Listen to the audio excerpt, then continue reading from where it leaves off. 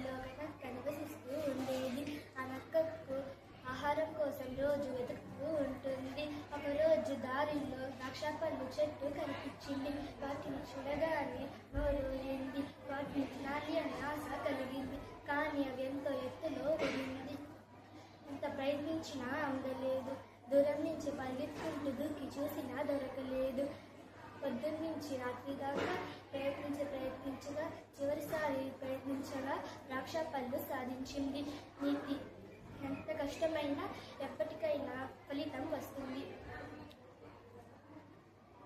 ధన్యవాదాలు.